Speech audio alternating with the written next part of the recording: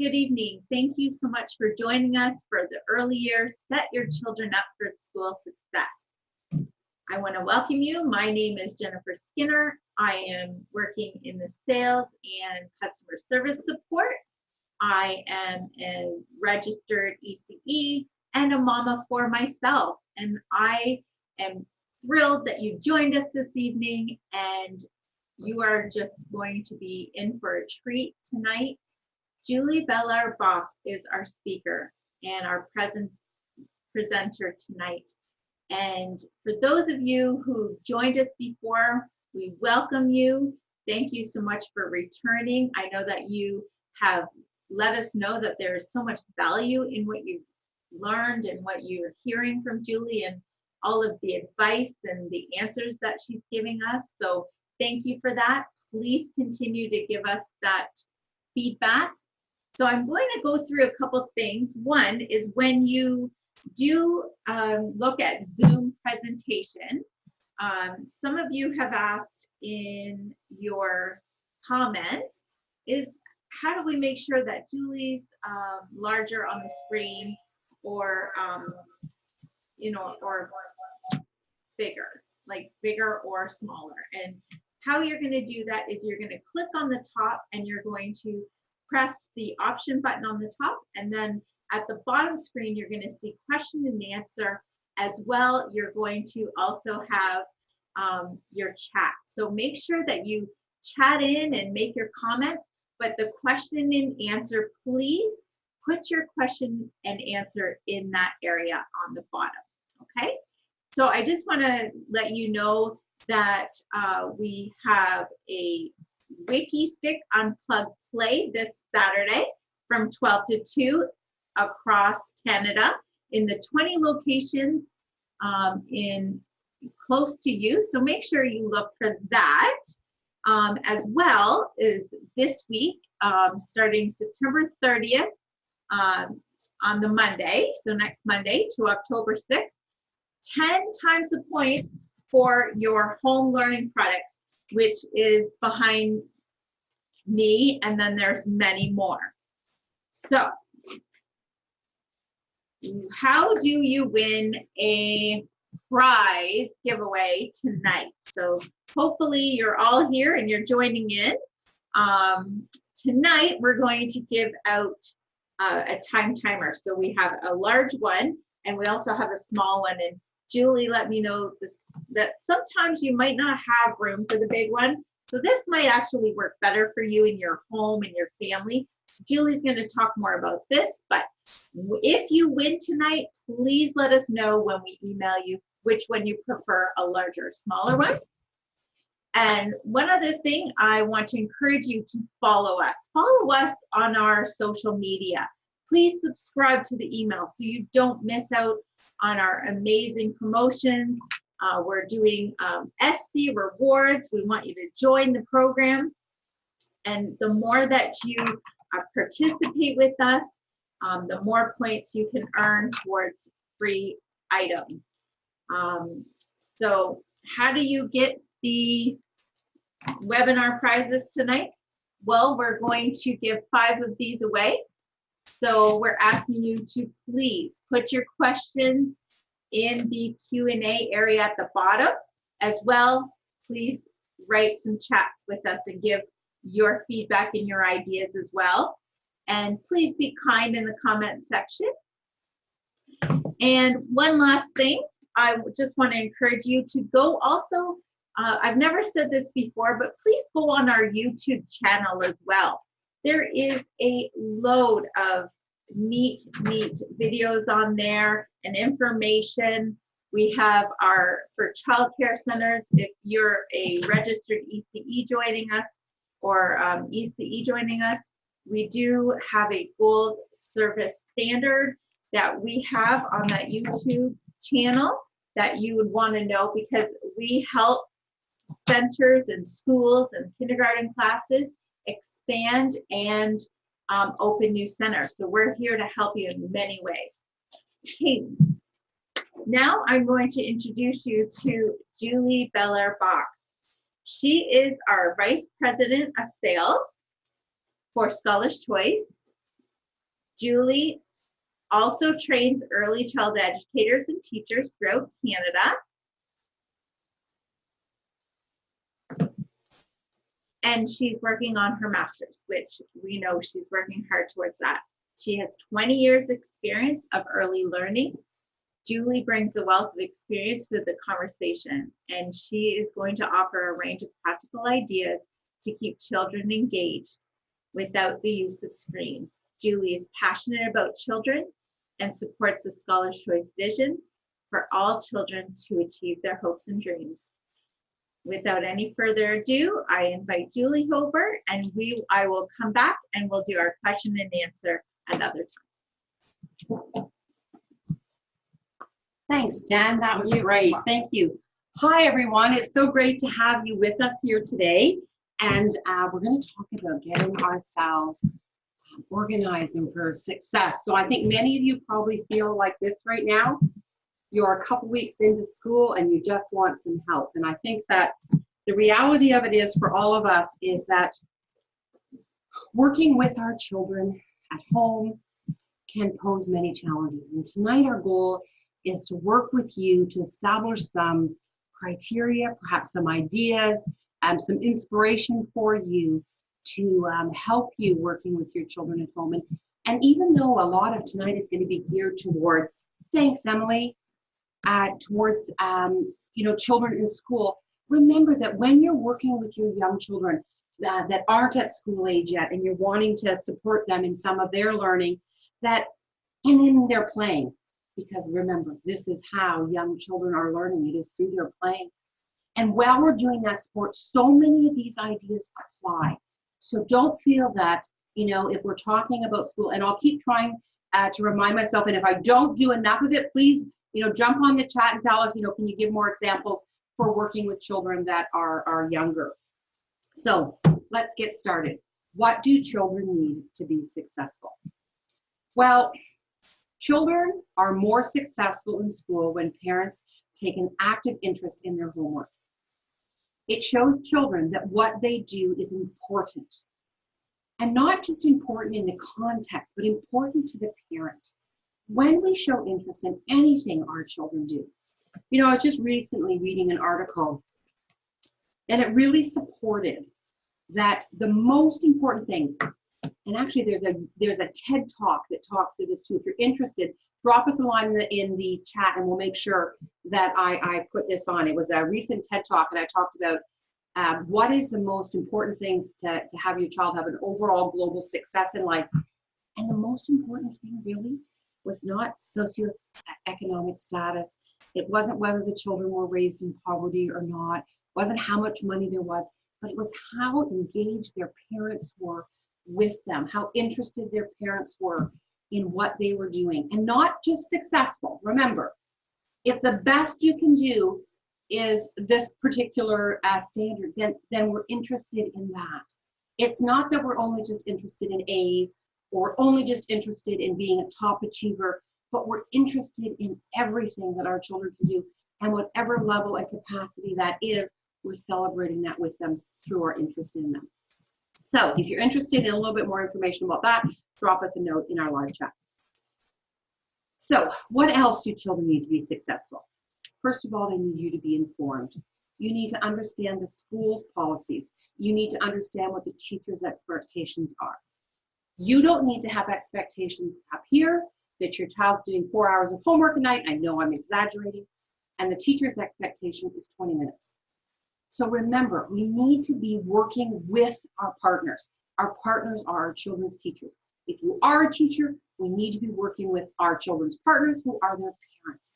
So together, we really form that triangle with each pinnacle being as important as the next, whereby, it is the teacher, the school, the parent, and the child all forming together the triangle, which is, by the way, the strongest structure in the universe is the triangle.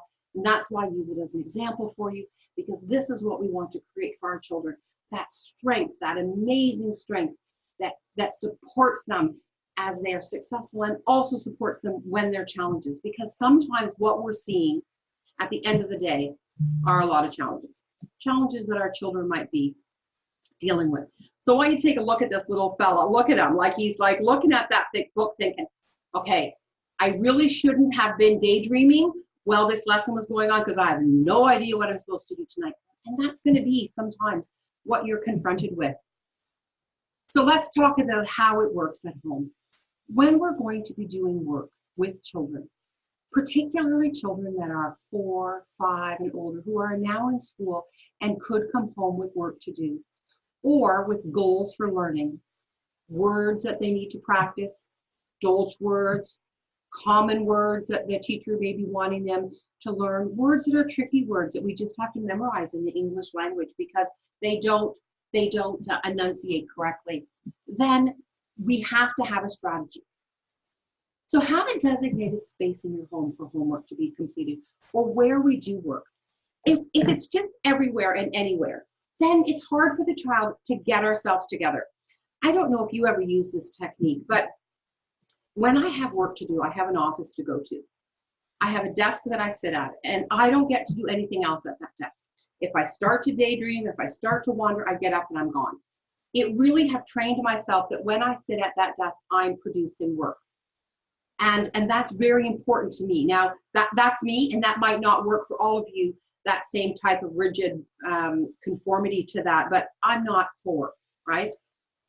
But when your child is at home, what's so important is a designated area, whether it's the kitchen table, cleared off of food and set up ready for school. It's not in front of the TV. It's just not ideal. And it's not ideal that the TV's on in the background because it makes me think I want to do that. I don't want to be doing this, particularly if homework is a struggle or, you know, I've been in school for 6 hours today. It's a lot. I'm just a little person. And now you want me to do more of it at night. So it needs to be a designated area. There needs to be not distractions. Now, you might think about having music on in the background. A lot of children really enjoy music. And we're going to talk about some tools here. Some other tools we're going to talk about is some fidget tools. And let me just look behind me if I happen to have one. I think that Jen is just on her way bringing some fidget toys to me. And we'll have those here just in a sec. And I'll demonstrate those to you in a minute. But even just, excuse me, I'm just going to reach forward here. I've got some Unifix cubes here. And these are just, I can unsnap them and snap them together, which, you know, it's important for you to understand that fidget toys are ways for which we are able to help focus ourselves and concentrate. So it doesn't have to be your way, mom and dad, but it has to be self-directed by the child, which comforts them and sets them up for success. So this is just a fidget toy, and we're going to show you a bunch more in just a minute. But it has to be a designated area. So I think I've said that a few times, so let's move on to the screen. Get organized. Take a look at this picture. It's pretty organized. So what we have here is a little caddy, and it's a great little caddy, and I know that we're going to send the link out. Maybe we could put the link right in the live chat for everyone to be able to get this, but in it we have all the basic essentials, things that your child is going to need that aren't going to cause conflict for you. So let's take a look at what might that be. Conflict arises when parents and children are not organized. Your child comes home, it's time to do homework, and you say, okay, get out your pencil crayons. And they go, well, I didn't know I was supposed to bring my pencil crayons home tonight. And what happens? Conflict. You say, do you have your calculator? Do you have your textbook? Do you have a pencil? And the whole time, it's just nothing but conflict after conflict because your child is not prepared. And you know what? They're little. So it's our job to support them. Not to do everything, but to keep it organized and to help them that the rules are, we don't take the things out of here. This is all about our homework.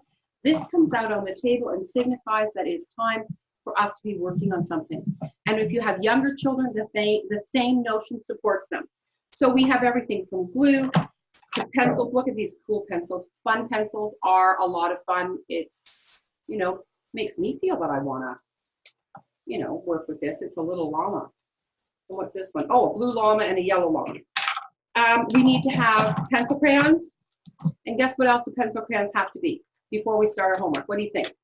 They need to be sharpened. There's nothing like starting a project and having to sharpen 24 pencil crayons. Trust me, your child's laying on the ground at the end of it, and their feet are up on the table and nobody's getting anything done. So pencil crayons, sharpened. By the way, you can get these pencil crayons from Scholar's Choice. We have really amazing ones from Discount. Great price. They are in the retail stores and available online. I love them. But pencil crayons, scissors, and any type of materials. We have markers here.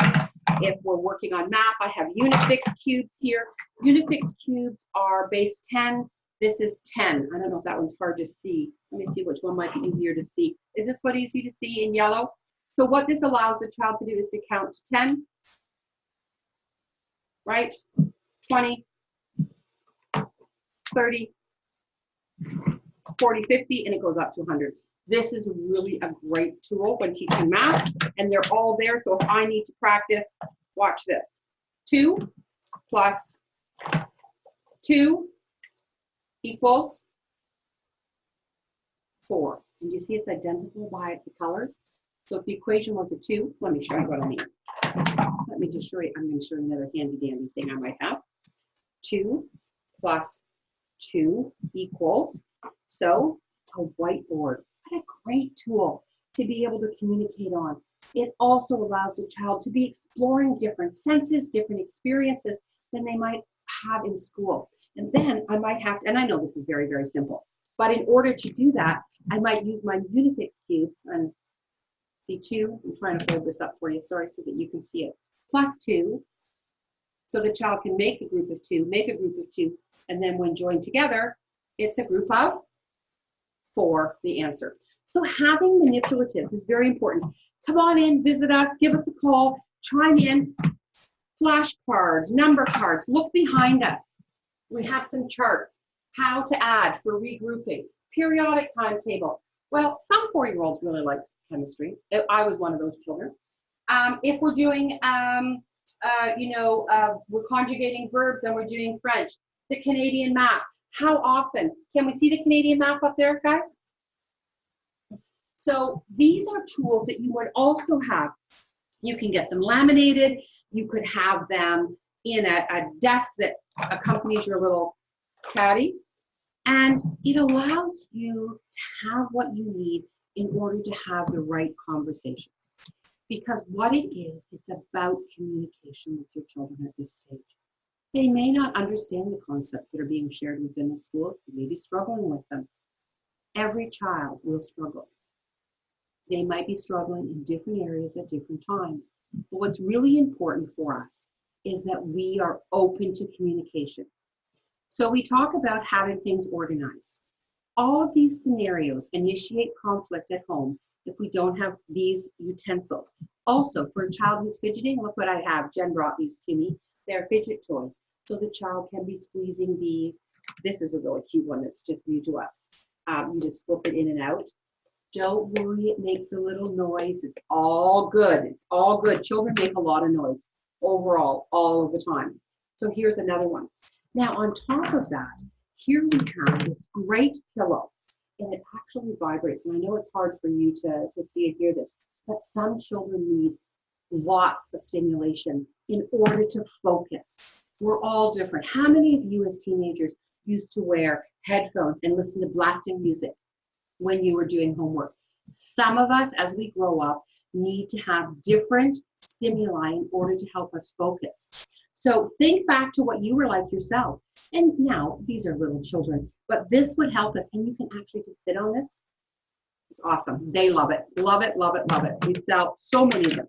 And as you know, Scholar's Choice is Canada's leading supplier of educational products to schools and childcare. So when you wonder if we know what we're talking about, we know.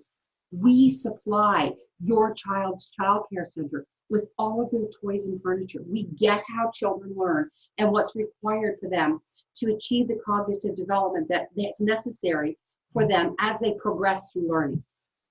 So here are some great tips. Now, the other, well, I'm going to talk about another one in a little bit later. Jen, do you think you could open up those time timers for me? Because when we get there, I want to be able to show what elapsed time is. have a few other, oh, it's the next one. The next thing I want to talk to you about is limiting homework. Some of us get a little anal about the fact that we have to finish the page. We have to finish what the teacher has sent home. It's okay to send back a note. Teachers will understand. We'll understand as educators that, you know, we spent 30 minutes and then that was the end of our abilities to focus. And so we moved on, because what we want is every night to be successful, right? Some nights won't be, and we all have to understand that. Just as teachers, we know, you know, every child is different every day when they come in. Young children, Jen and I can both commiserate that, you know, you're not looking at the same child every day. They might have a little bit more sleep, a little less sleep. You could be dealing with a child that just came back from gymnastics, just had to concentrate for an hour on piano. All of these things impact their ability to stay focused. So limit the time. Talk about how much time you're going to be using. It can't be, thanks, Jen. It can't be, you know, structured. They have to spend 2 hours every night on homework, because the conflict will be even greater for you. So what we have here is something called a time timer. And I know that Emily's putting the link out for all of you tonight, but an elapsed timer actually shows time elapsed. You see that? So what you do in this case is you set this for 20 minutes, and the child can actually see the time move and know that when this is done, I'm finished my work. Knowing that there's an end really helps children to be able to establish a focused length of time for you. And very young children can comprehend this as well. This can also be used, this is a little bit of an aside, we've got 10 minutes to bedtime, you've got 30 minutes of screen time. This is a really great tool in order to be able to help children manage time. One of the things that young children don't understand is that time is moving, and it's hard for them to comprehend what that feels like. Even sometimes myself, I struggle with what is 20 minutes. I come to work and I tell everybody in my department, oh, is it lunchtime? And they say, no, it's 4:30. So I myself am not really great at feeling time move. Here's a smaller one. This is really a cute little one. It allows us to be able to have it by us. It's not as big. And again, the same thing is that we just do elapsed time. This one, you know, 55 minutes. And, you know, for those of you who have older children, it's a great idea as well to use. And even those of us in our early years centers, it's great for us to use for ourselves. You know, we've got to do something in 15 minutes because we want to see that it's getting close. There's nothing worse than telling children they've got 1.5 minutes to get ready. Children need time. And if you're not managing your time, you're having a lot of conflict. And by the way, how are we doing on time? 8:23. There we go. Helped me. Rules for the house. Set up a start time and an end time with goals to accomplish. We want to finish our phonics. This is a great little book we have. It really is. For children who need to improve their reading, the first thing we need to be able to do is to know phonics, to be able to sound out words. Great book. Maybe we've got some math. One of the other things that you might consider having are extra workbooks, so that if a child is struggling in a particular area, you can focus in on it. I love these check and double check, because you do the work, then you have a check, and it gives you like a little quiz, and then you do some more work, and it's a double check, and it tells you whether or not the child has grasped the concept.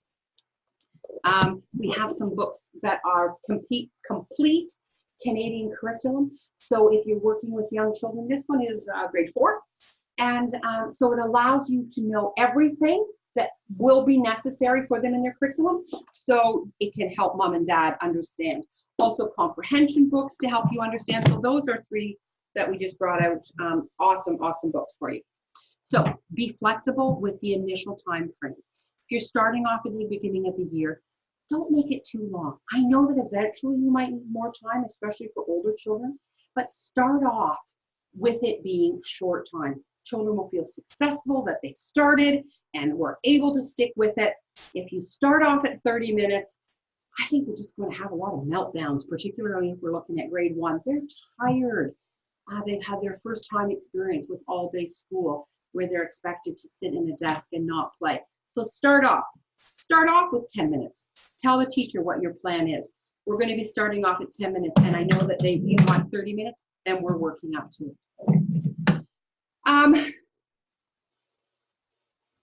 Remember, children are not adults. These are not your coworkers that you're working with. These are your children.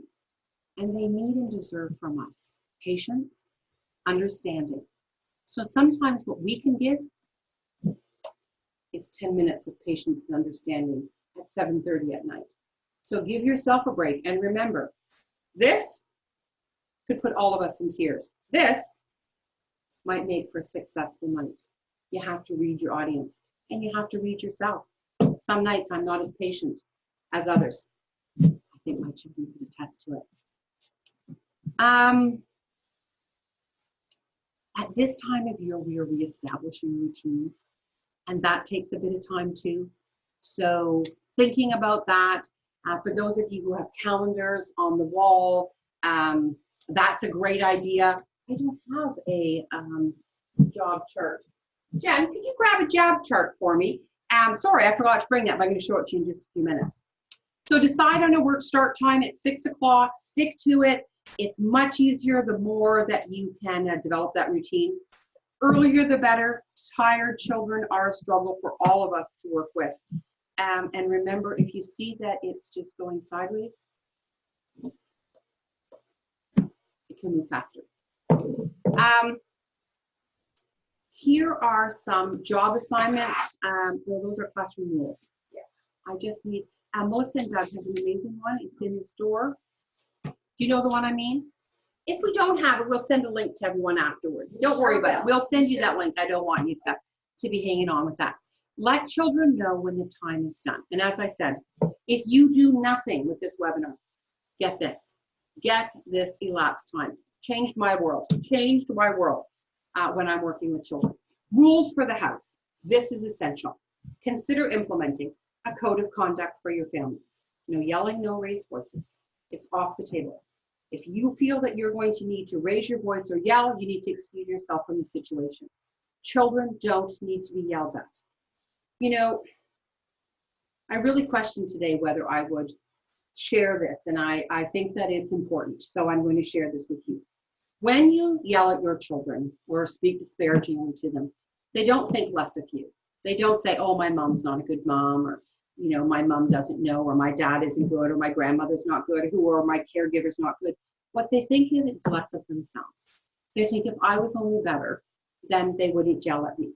So remember that when you're yelling at your child, or, you know, out of control, which can happen, and trust me, I've been there, so don't think I'm judging you, because I'm not. I've been there, and I'm put me up at the top of the list with anyone who's certainly not been appropriate at times, that you know, I've lost my temper or my cool, or but what I've come to understand is I may feel bad afterwards, but my children don't feel bad about me. They feel bad about themselves.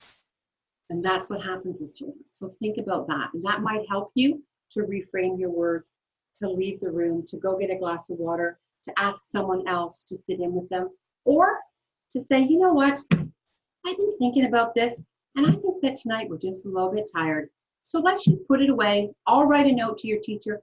How about we take this up tomorrow? Sometimes giving yourself an out is the best thing that you can do. Reward your children for staying on task. So I left this one little unicorn pencil in its bag. Have some little treats for them. Maybe a new pencil that they can use. You can think of adding some new Unifix cubes. Maybe there's a new type of glue that's purple that's kind of fun to use. Adding different things to their bucket for completing things on task. Having a basket full of things that they can choose from. Perhaps maybe you have some fidget toys and you can say, you know what, I've got some new fidget toys. You did amazing work. I was wondering if you'd like to pick a new fidget toy to add. I have a basket, calming basket. You can think about it this way. I was actually just working with a teacher this afternoon, and we were talking about calming baskets. And inside each of the baskets, we had about 6 to 8 different items that would help to calm the child when they were feeling anxious and overwhelmed. So you might have 3 or 4 at the beginning of the year, and as it's successful, you could add some more to it. Hop into Scholar's Choice. We have so many amazing products for you. Up online, you can, maybe we could, on the live chat, we could have the link to all the fidget toy sensory products for our friends tonight. But these are some great tools for you. And so adding a new one would be really fun. You might think about adding some screen time for a child who has been particularly cooperative and really focused that night. Say, you know what, I was thinking that tonight, I'd really like to thank you for being so cooperative and working with me so wonderfully this evening. And I really liked the way that you were moving through your work. And I know there were some struggles, but I really appreciated how you stuck with it and asked great questions. And I'd like to really reward that with an extra 10 minutes of screen time. Wow, that is a big deal for a child who gets to stay up 10 minutes later and get more screen time. Or perhaps maybe it's a commitment together to go to the park. Or maybe your child has a list of things that they really want to do. Perhaps maybe go to a movie, perhaps spend extra time with you, perhaps go to see grandma. I'll plug in the grandma thing because I'm a grandma. But these are some great ideas too, to say to them, you know, I'd really like to thank you this week for being so incredibly awesome. And I'd like you to pick off of this list which one you'd like to do this weekend. So think about that. You know, a walk in the park. Let's go to the woods together. Let's go on a scavenger hunt. Let's go find new leaves that have fallen down. At this time of year, let's go to the park and find as many different leaves as we can. Remember, the greatest reward of all for your children is to spend time with you. So I really encourage you to have rules for the house, and you need to understand your child needs to know the rules too, and that you need to stay committed to them so that they can trust that these are going to be the way, and that no one's going to be yelling at them and not feeling like this little boy does in our picture here. Children need to know that you are interested in them and what they are doing. And I know I spoke to this a little bit at the beginning, but it's really important that we continue and talk about this. Children need to know that you are interested in them. One of the biggest indicators for children's future success is their interest from you, their parents, their teachers. When children come to school in the morning, showing that we were interested in what activities they did last night, and what they did with their brothers and sisters. Tell me about your trip to your grandma's. Oh, you went to the zoo. Tell me what your favorite animal was. These are so important to children. And when we are working with children on focusing them, it is important that we show interest in what they do. When we demonstrate to children that we genuinely have interest in them, they are much more cooperative with us. They then demonstrate that they are also equally as interested in us. And so one of the things that I have fallen criticism to is that I go too long, and after the webinar we go past 9 o'clock with questions. So my goal tonight is to make sure that I leave enough time for us to have 15 minutes of question period without going over, and promising that I will stay between the 8 and 9 time. So this is my commitment to you. So let's talk a little bit about, as teachers, when our children come in and we're focusing with them and being organized ourselves. If a child doesn't bring a pencil, we have pencils available for them. If a child doesn't have what's necessary, paper, glue, there's extras in the classroom, so that there isn't that conflict and the child isn't starting off on the project feeling like they're already failing or not able to keep up. Listening to their concerns. Our children will come home with challenges, and they come to school with challenges. They're struggling with their math. They don't understand. And so I showed this a little bit earlier, but having a whiteboard, something that you can really demonstrate, oh, this is how we all felt at the beginning, but a way to be able to, we don't have a cloth or so, I guess I can just erase that with my finger, we'll all be fine. But having something like this that you can demonstrate to them. So, you know, if we were working on sounds, or we were working on words, or let's say we were going to do family. So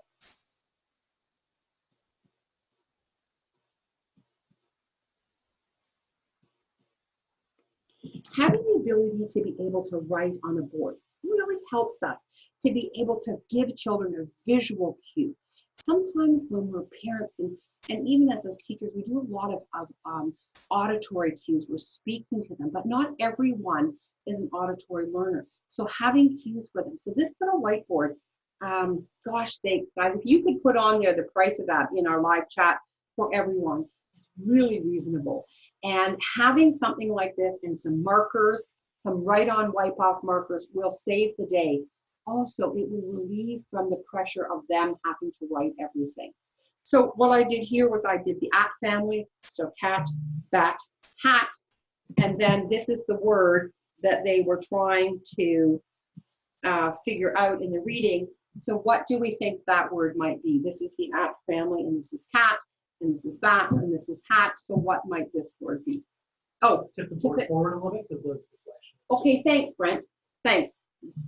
Brent's our VP of marketing, so he's got me all queued up here. So this is a great tool. So I would really suggest in my arsenal. So what I want to do is to go over all of the things that I think are must-haves. But just before we do, remembering that encouraging our children's dreams and supporting those dreams is the most important thing that we can do. At Scholar's Choice, our vision is that every child achieves their hopes and dreams, whatever those might be. And by supporting our children in their learning at home, which is required, the notion that it's our teacher's job to educate our children completely and wholly, and it's all wrapped up in a package and neatly tied, and they're done when they get home is not a reality. And when our child is struggling in certain areas, even if it's not homework, we're going to want to support them. We go to a parent-teacher interview, we hear that our child is struggling with reading, we hear our child is struggling with multiplication, and so what do? We support them. Maybe we teach them a few little tricks with our hands for multiplication. Perhaps maybe we, using our whiteboard, we support them with some learning about families so that they understand that words fall into categories. And rhyming, I always say, if you can't rhyme, you can't read. So that rhyming is critical, because what rhyming really is establishing word families. So these things are also important for our children. And so for our children to achieve their hopes and dreams, we need to support them. We need to know what those dreams are. Last year, my one granddaughter, Poppy, she was going to be a doctor. And that was her aspiration for life, and that was wonderful. And this year, she wants to be a babysitter. And we support that and encourage her equally with whatever it is that she wants to achieve. And now we talk about that there's babysitting courses that she can go on. And she said, no, but I'm going to be a babysitter when I'm like your age, Nanny. And I said, well, that's awesome, because let me tell you, I think there's a lot of careers that you could do. And here's one of them, which is called teaching. And it's being with children, supporting their learning. Would that be kind of what you're thinking? She said, no, I'm going to be a babysitter. So there you go. So let's talk about the must-haves. The must-haves for children when you're doing homework. First of all, you've got to get organized. So being organized and having a bucket of everything that's required. I have in here pencils. I have in here tape. I have in here glue. I have in here scissors. I have manipulatives that are relevant to particular age groups. These are counters. If I had littler children, I might just have little counters of animals. I might have Cheerio counters, if that's what I've got. Little bucket here full of little Cheerios, but we do sell little counters that are animals, and the kids love them, because it gives them something that resembles their world. It resembles a toy, and they perhaps have used them in school, and they absolutely love them. Unifix cubes, I think, are the one toy that is required for learning math. I would recommend Unifix cubes, base 10 cubes up to 100, must have in every home to teach. You use these to teach addition, multiplication, subtraction. 10, take away 3 is how many is left. This represents 10. I took away 3. How many is left? It's brilliant. You can teach division. I think I said that, multiplication, everything with Unifix cubes. And if you're not sure how, just give us a holler. Go on, take a look at them. There's all kinds of videos on how to use Unifix cubes online, and you can get them at Scholar's Choice. The other thing I think is a must-have is fidget toys for children, particularly children who like to fidget. If your child is doing this and it bothers you, well, there's two things. One, you need to get over it.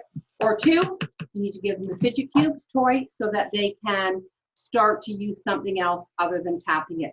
Children need to be able to fidget, and it's okay. It doesn't mean they're not paying attention. It doesn't mean they're not learning. It just means that they're a kinesthetic learner. You need to be moving in order to learn. Okay? And then this one is,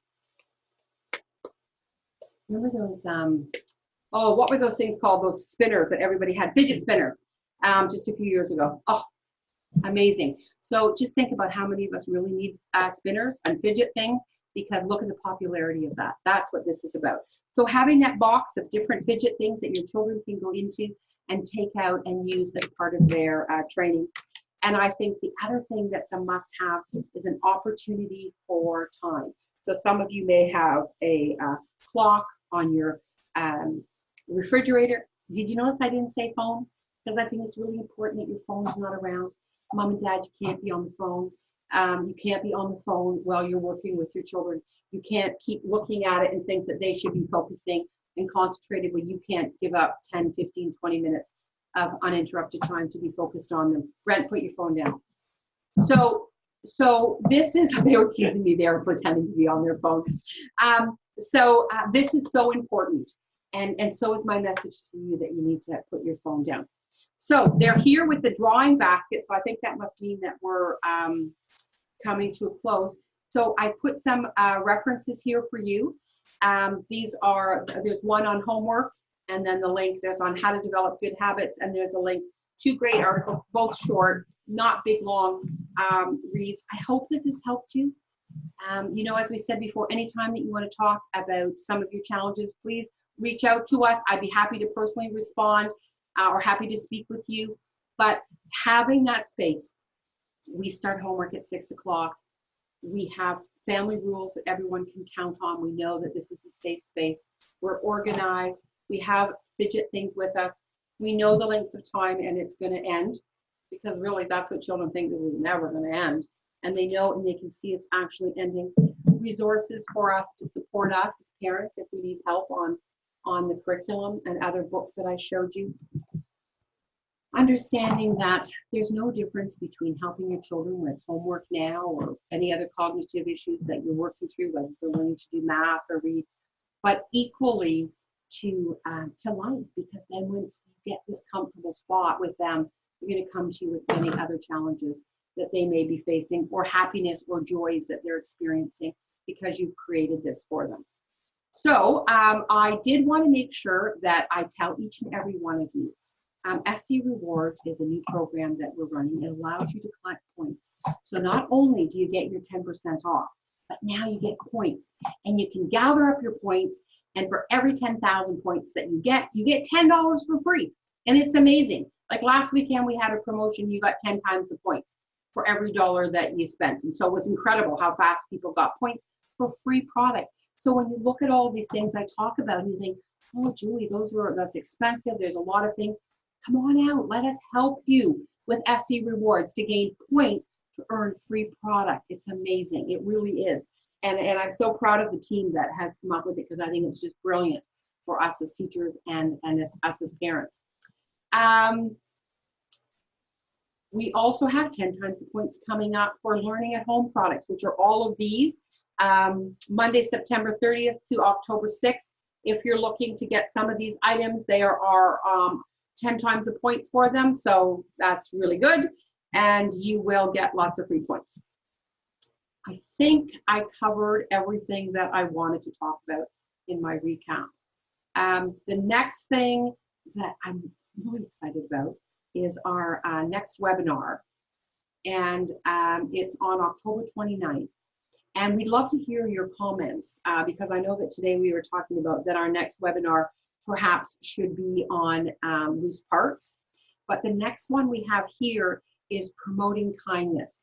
In our, oh, somebody put daycare, ooh, on that slide. In our child cares and in our classrooms and in our homes, teaching our children what kindness is about. I don't know, somebody's like moving my slides here. And so right now we'd like to talk about our giveaways.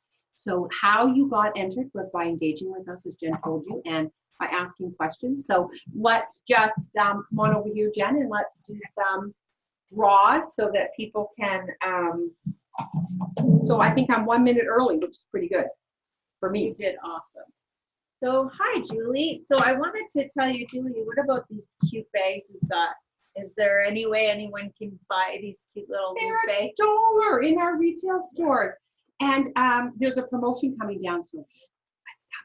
That's coming. And if you buy so many items for your birthday party, you're going to get these. Okay, you're not supposed to peek, Jill. Oh, because I'm There's drawing. five winners in here for you to choose. Oh, you've already given us our winners, have so, you? five. So Charlotte Mearless is one of our winners, and you are going to tell us which of the time timers that you think best fits your family. And so Jen will reach out to you. Deborah Greenway. Congratulations. Yes, you're very lucky. Connie Otten. Awesome. Rachel Megan. And, oh, I'm not supposed to peek. I'm sorry. Okay, Let me that's just, okay. I won't peek. I'll That's just okay. mix it up. Okay. And Shaheen Moldina. Okay. So congratulations to all of our winners tonight. Thank you so much. Okay, we will be reaching out to you tomorrow. Thank you so much for engaging with us. Julie has been using her time timer to make sure she's done her schoolwork, her time timer, and we have 15 minutes to do question and answer. And what we've done is we've taken your questions and we have put them here for her. So we're just going to go through it. So please stay with us. I know your comments said that you learned so much more through the questions and answers because Julie can talk specifically about your concerns. Okay. All right. So let's start with this one, Julie.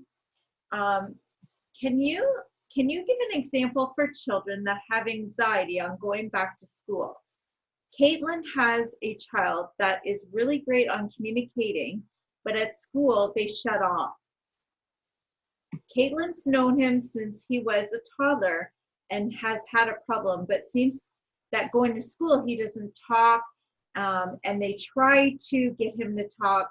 But is there any other ideas that you may have for Caitlin to help him with the communication, because he's very anxious at school, so new to school? Well, I'm not so Caitlin, what I don't know is the age of the child. So I don't know if school is new or it's a new school, if he's going to a new childcare. So here's what I know. I know that when children feel anxious, they become quiet. So perhaps maybe you can, Caitlin responded that he's 3. Oh my goodness, Caitlin, you and I can just bond on this because my little Henry, who's just turned 2, started nursery 2 weeks ago. And first of all, he didn't take his coat off for the first 2 weeks. Because he was anxious and he felt, I think we all thought he was just waiting for a getaway, like looking for an opportunity to run. And he carried this Peppa Pig, of which he had no interest in, but now he was riding his tricycle with it in his mouth. But what I want to tell you is he now takes his coat off. And I still see Peppa Pig on and off in photos that his mom Stephanie sends me.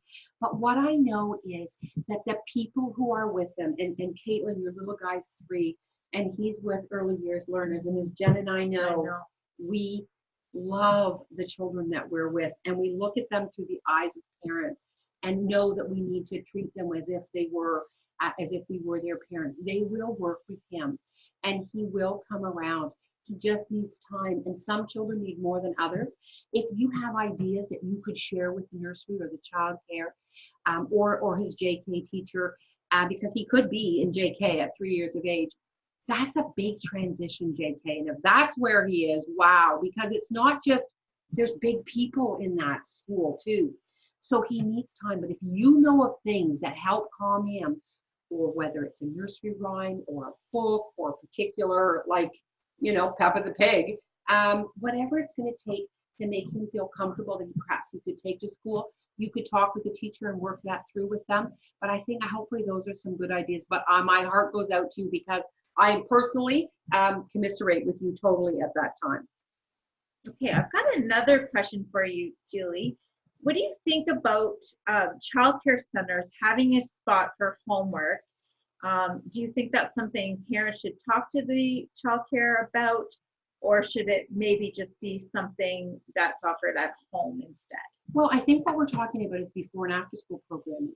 So if your child is in an after school program and there is an opportunity for them to get their homework done so that when you do pick them up. But I do encourage you to think about doing some time, even if it is 10 or 15 minutes at home, where you're bonding with the child and you're showing that commitment to their education and their interest in what's going on. So I mean, before and after school, after school programming is a great place for children to get a lot of work done. But even if you're taking the timer and you're putting out 10, 15 minutes where you're reading or you're reviewing what's in their day timer, or you're saying, show me your new math that you were working on, the new math that you're working on this week. I'd love to see it. And maybe you could show me how you do a question. These are all great ways that even if it is happening in the after school program, that you can show an interest. Because remember what I said at the beginning, the greatest defining experience for a child that will predetermine their success later in life is the interest their parents have in them. All right, Julie, this Connie here asks, can you give some tips to help alleviate the parents' anxiety surrounding homework? Well, I think that some of the things we talked about, and hopefully, Connie, some of these things helped to get organized, to have house rules, and to step away when you're not owning up to those house rules yourself. Those are really some great tips. Also, having books that help you. What is the new math? Okay, I don't know. People say things like that, new math. But having tools for yourself. If you know that you're going to be doing division, go in and take a look at how, let's say you're going to do patterning, and you think, oh my goodness, I've done patterning in years. Awesome advice. So go in and take a look. Get some resource books from us. Yes. Help yourself to know what you're talking about. Because many times the textbooks don't come home with the children. Just the worksheet does. Great. So I think that would really help with your anxiety.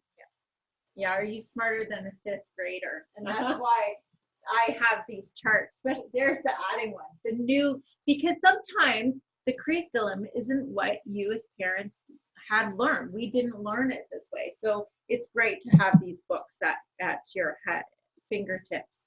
Okay, so Shaheen says, so can I just say one other thing I wanted to add? One of the things I didn't address tonight, and I think it's really important, is that speaking disparagingly about your child's school, principal, or the parents does not help your cause in having your child have a good experience at school. If you have conflicts, the best place is for adults to be dealing with conflicts together, not to be sharing with your child that you have concerns about their teacher's abilities. Our teachers that teach our children in this country all have a postgraduate degree. They all did a 4-year degree in university and then proceeded to do now 2 additional years, which is equivalent to a master's program. These are very, very well educated people. Trust them. Talk to them as adults. Give them their respect. And my experience as up with 4 children is that when I conducted myself in that manner, didn't mean that we didn't still have conflicts, but it meant that we were able to resolve them together. Excellently. Thank you, Julie. Shaheen asked, they have a smaller home, Julie, and wanted to know, how would you designate a space for that? And you did touch on that because you do have if it's your kitchen table, make sure that everything else is off it. It's not about, it still has the dinner dishes on it. And I'm not saying that that would happen in your house, or that it has other clutter. Clean it off. Take out your little caddy. This doesn't take up much space, even in a small home, to put that out, which really signifies to everybody, and put the little time timer, because you don't have space for this great big thing. Although, my goodness, okay, it's bath time. We've got 10 minutes for the bath. I think it always helps children to see that time is elapsing. So I would suggest that sticking with something like this would really, really help. Okay. Charlotte asks, how do you keep a kindergarten child focused on an activity or homework? Kindergarten. My experience is that when I'm working with young children, that the best way that children learn is through play. So to encourage your child to be working on activity that is fun and engaging, and that you are not making the project, especially for a kindergarten child, too complicated or too strict. That is my experience, and that's why I believe, Sure, of course. manipulatives are a great tool. When Yeah. children can put things out, having fun, little people on their pencils, having great markers, having a whiteboard for them to write on. These are all tips that will help a child who's young to stay focused. Some of our workbooks, these ones, are great. We also have ones that have color pages inside. So if you're working on a particular skill, because sometimes even after you've done your due diligence with homework, your child could still be struggling in a particular area. And so what I would recommend then is getting some workbooks and working on that with them. So there's lots of different workbooks that will make them feel that it's fun and not just drudgery. I had a son that had struggled in kindergarten doing activities, just his attention span was shorter. Of course, that's age appropriate. But one thing we did was he liked playing teacher. So we gave him that control. And this is fun to do. Like, look what Julie has. Like, this is super fun. It's it has your visuals, your cues. He's got the cues. And we let him then rule the homework time, and it made a big difference having him have that little bit of control. And he felt like he was smarter than all of us in the household, and that really worked for us. So really, having your child teach you what it is that they need to learn. This is a great tool. What do you think? I love it. I love it.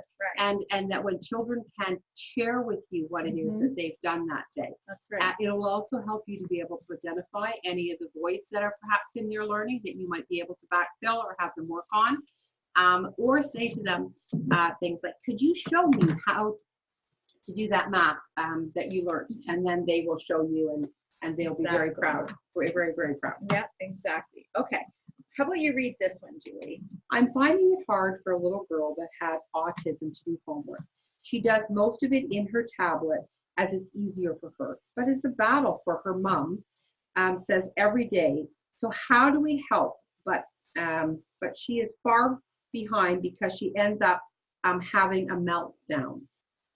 We have tried fidgets, toys, stimulus toys, actually bought one of the wobble chairs, and she loves the chair, but only has it only there for about 2 minutes before she wants to move on. So do you have any ideas to get her focused? It's hard to give recommendations for a child that has specific learning challenges, a child I've never met. But what I would recommend is that if it continues to be a problem for you, is to seek help. So first, I would recommend going to a physician, pediatrician, and asking them who you might be able to refer, get some referral for yourself to be able to talk about your child's challenges and what tips and help that they can support for you. I think that it sounds to me like you're trying a lot of the standard tips that we talked about here already tonight, and you're not finding success with them. My recommendation would be to seek further help in the form of medical expertise. Thank you, Julie. Okay, we have a question from Stephanie. It says, more and more parents are asking educators to include homework help in the after-school programs, but the educators don't have that option. How do you help children with their homework without neglecting program obligations? So this ties in with that other question coming from the parent. This is now talking to the educators. So I think that if you have that, first of all, parents understand programming when they register their children. It's very clear. And hopefully you have a dossier or a document that you can offer parents on what the program is offering for you. If your program is defined, then that is the program that you need to, and parents need to respect that. If there is an opportunity for you to be able to help fulfill the needs of some parents, talk to the regional person, the person who's in charge of maybe a group of the before and afters. Maybe bring that up to the group and say, how might we be able to support this challenge? But I do understand that you have a program to run, and that is what is required. But we also do need to respond to the child. And if it is the child who's asking to do the homework, I think we need to take a close look at that. If it is the parent has also signed up for the program and understood clearly at the onset what the program, we don't send our children up for baseball camp and expect that they're doing hockey. So I know that's an extreme example, but I am sharing with you that I think that sometimes we have to set the parameters for expectations in the program that we have signed our children up to. But as I said, I think that there's always an opportunity for us to be responsive to parents. And so let's see whether or not that's something that we could integrate into a program. Okay. Just to go along with that, Julie, we set up a childcare center out east, and it was a after-school program. And I'm not going to tell you who it is because that doesn't matter. But what they had done is they set up different areas, and one of the areas actually had caddies like this, and they did it more with something like this. So they used this one. So hopefully everyone can see this. So what they did was they put together 10 of these, and all of them had a kit. And in this kit, they had a Webster dictionary, a calculator for those that needed it. It had all of the creative materials that you may need for homework. And they had it like this, and they had set up 10, and they had purchased this from Scholar's Choice, and they had them there, and they set up an area. So just like you would have an area for your science and your exploration and your creative and your quiet area and your kitchen area, you have those areas. They also wanted to make it obvious for those children that wanted to, like Julie mentioned, if they did want to do that homework, maybe they had sports that evening or something that may keep them from doing their book work or whatever they needed. Anyway, that was another tip that I had seen, which was really great. This is another idea for a program. This is great for home. This is good as well. But they did individual kits so they could do homework. So that's just an idea as well. So this particular program offered after-school homework support. Well, it was part of, they had music section, they had a literature section. It was just an option. So that would be an option too when you're looking for after-school care, is to look for a program that offers homework support. Okay, so here's a question. What happens if children dawdle away from their allowed time and don't finish what they should? Is there something you can suggest? Well, I can't tell you enough. No, it's true. I just can't tell you enough. Yeah. Because they think there's no end. Yes. So like, oh my goodness. Oh my, how many of you have seen this? My gosh, I can mimic every possible slouch. I always think that it became time to do work, my children lost their spine. They couldn't hold themselves up. Showing them that it will end and that there is actually elapsed time is just such an amazing idea. So we are past 9 o'clock, and we do have to respect our families. Okay. They have, there are some more questions. We can answer these questions online, so we will go back afterwards and answer the rest of the questions online. But we thank you so much for coming tonight. I think that our next webinar in promoting kindness and how kindness weaves its way through the playful learning approach, and how when we have children that are kind, that it really does make for a great learning environment for all involved. Don't forget again about the learning products that you saw tonight available at Scholar's Choice, and that they're promotion 10 times the points with our new FC Rewards program between September 30th and October 6th.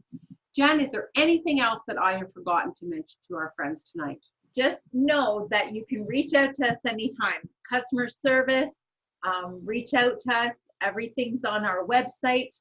If there's a question that's burning, reach out to us in any way. We will be there for you. And thank you again, Julie, for everything. Again, I know the comments have been so positive.